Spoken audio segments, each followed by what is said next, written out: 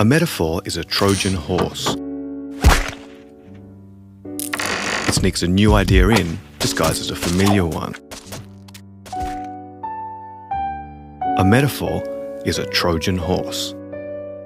A metaphor is a Trojan horse. A metaphor is a Trojan horse. Well, hurry before I break the door, says Barnacle Bill the sailor. I'll roar and tear and rant and roar, says Barnacle Bill the sailor. I'll spin you yarns and tell you lies. I'll drink your wine and eat your pies. I'll kiss your cheek and black your eyes, says Barnacle Bill the sailor.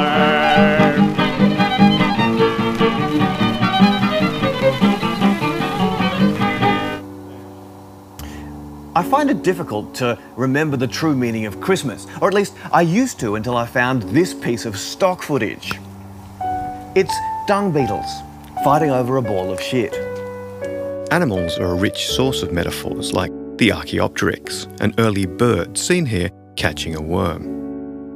That was a long time ago, of course. It wasn't until 150 million years later that the pagan Romans celebrated Christmas as a festival of overeating, drunkenness and nudity. We're a bit more uptight than the Romans, so the nudity's dropped off, which is a pity in some ways. They didn't call it Christmas, of course. They had their own totally legitimate set of gods to name things after. Mercury, Venus, Mars, Jupiter, Saturn. Which sound like dumb names now because modern astronomy has run off with those words like a thieving dung beetle. Anyhow, 300 years too late to save Jesus, Christianity was taking root in the Roman Empire. To make the new religion more palatable, Pope Julian said, "You can keep your midwinter festival, your overeating, presents, mistletoe, bringing bits of tree inside, but it's all about Jesus now." And soon enough, people forgot the reason for the season. Yeah, you can cast down our gods, but don't mess with our public holidays. Incidentally, if you bring a tree into the house, I'm thinking that's enough. It's a tree and it's inside. You've smashed the ancient boundary between indoors and out. There's no need to put lights on it. The Christian dung beetle runs the world for over 1,000 years, but nothing's forever. And sometime around the 17th century, the church loses the ball to a whole new beetle: money.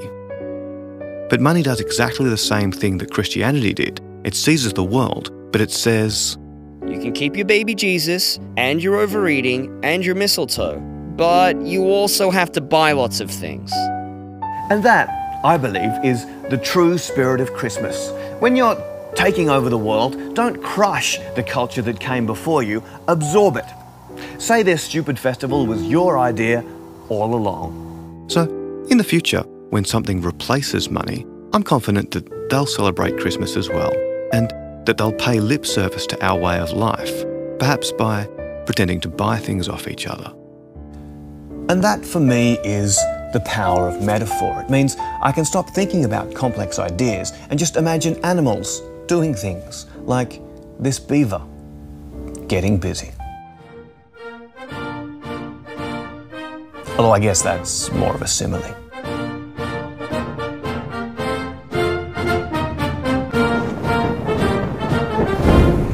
I got no problem with America, but I strongly object to flags.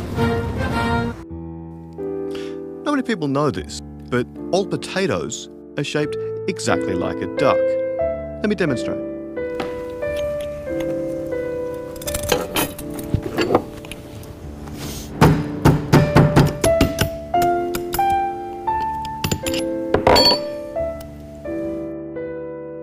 And there you are, shaped exactly like a duck. Now, some people might say that you bashed it into that shape with that cookie cutter that you wear around your neck. This? No. I just wear this to remind me what shape potatoes are.